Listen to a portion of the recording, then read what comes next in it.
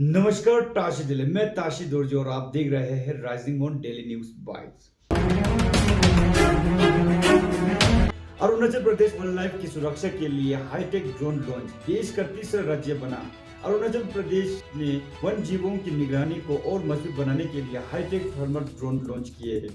One विभाग ने अपने स्टाफ को खास ट्रेनिंग देना भी शुरू कर दिए है ताकि जंगल में होने वाले अवैध शिकार और गैर कानूनी गतिविधियों पर पैनी नजर रखी जा सके।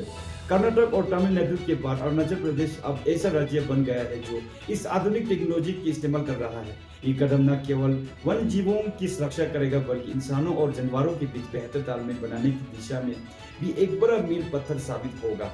मणिपुर बच्चों की दांतों की सेहत के लिए शिक्षकों को मिली खास ट्रेनिंग। ओरल हेल्थ एम्बेसडर पहल की शुरुआत। Imphal regional institute of medical science ने समग्र शिक्षा मणिपुर के साथ मिलकर शिक्षकों के लिए एक विशेष 5 दिवसीय ऑनलाइन ट्रेनिंग प्रोग्राम सफलतापूर्वक पूरा किया है। इस कार्यक्रम में मणिपुर के सभी 16 जिले के शिक्षकों ने बढ़ चढ़कर हिस्सा लिया। वर्ल्ड ओरल हेल्थ डे के मौके पर आयोजित इस प्रोग्राम का मुख्य मकसद शिक्षकों को दांतों के मुंह की सेहत ओरल हेल्थ के प्रति जागरूकता करना था।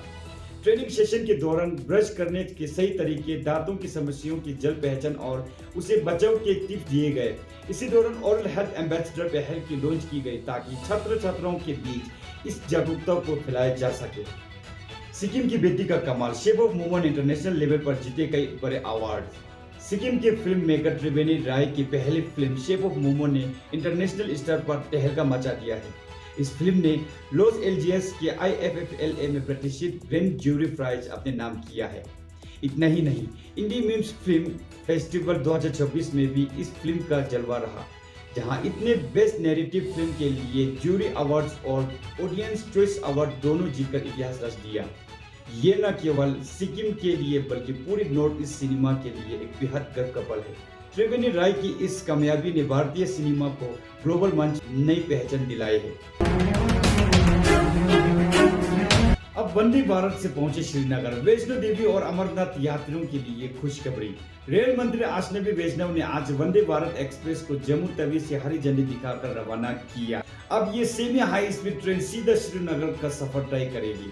ये पहले ट्रेन सिर्फ श्रीमती वैष्णो देवी कटरा तक चलती थी, जिसे बढ़ाकर श्रीनगर तक कर दिया गया है। यात्रियों की सुविधा के लिए अब ट्रेन में आपके वजह 20 कोच होंगे, जिससे ज्यादा लोग आराम से सफर कर सकेंगे। जम्मू से श्रीनगर तक का खूबसूरत सफर अब 5 घंटे से भी कम समय में पूरा होगा। इसकी रेगुलर सर्विस इस शनिवार से शुरू होने जा रही है। समुद्र में भारत की बढ़ेगी ताकत। 51,000 करोड़ से खरीदे जाएंगे 62 नए जहाज। नई दिल्ली भारत अपनी समुद्र शक्ति को और मजबूत करने के लिए एक बड़ा कदम उठाने जा रहा है। केंद्रीय मंत्री सर्बानंद सोनोवाल ने घोषणा की है कि वित्त वर्ष 2026 से 27 तक भारत के बेड़े में 62 नए जहाज शामिल किए जाएंगे। इस बड़े प्रोजेक्ट पर सरकार करीब 51,000 करोड़ से रुपया खर्च करने का प्लान बना रही है। विदेशी संकटों से निपटने की तैयारी। नई दिल्ली में हुई एक हाई लेवल मीटिंग में मंत्री जी ने स्टेट ऑफ हार्मस जैसे महत्वपूर्ण रास्तों पर अपनी शिपिंग क्षमता बढ़ाने पर जोर दिया, ताकि दुनिया में होने वाली किसी भी हलचल का असर भारत के व्यापार पर न पड़े। इस योजना के तहत shipping corporation of India SCI और सरकारी तेल कंपनी PSU मिलकर 59 जहाज खरीदेगी। सरकार ने यह भी साफ किया है कि समुद्र में तैनात हमारे भारतीय नाविकों की सुरक्षा उनकी सबसे बड़ी प्राथमिकता है। WHO की चेतावनी। अस्पतालों पर हमलों में बड़ी उछल। हेल्थ केयर सिस्टम पर मंडराया संकट। विश्व स्वास्थ्य संगठन यानी WHO ने एक बेहद गंभीर चिंता जताई है।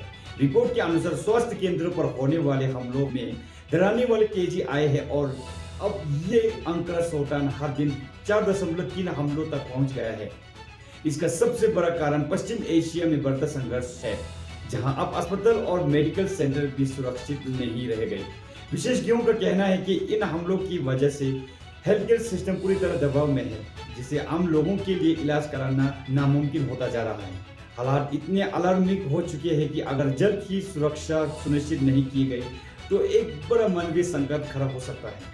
ईरान संकट मुश्किल में। विदेश मंत्री ट्रंप की चेतावनी से बड़ा वर्ल्ड टेंशन। ईरान के विदेश मंत्री सैयद अब्बास अरागची इस वक्त दोहरी मुश्किल में घेरे हैं।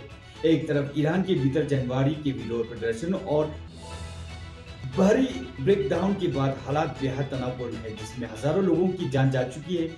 वही दूसरी ओर अमेरिका के इलाके ने अपनी सैन्य ताकत बढ़ा दी है। राष्ट्रपति डोनाल्ड ट्रंप ने दो टूक चेतावनी दी है कि स्थिति बिगड़ने पर ईरान के खिलाफ सख्त सैन्य कार्रवाई की जाएगी। हालांकि डिप्लोमेसी की गुंजाइश अब भी बची है, लेकिन न्यूक्लियर डील को सुलझाने के लिए समय तेजी से खत्म हो रहा है।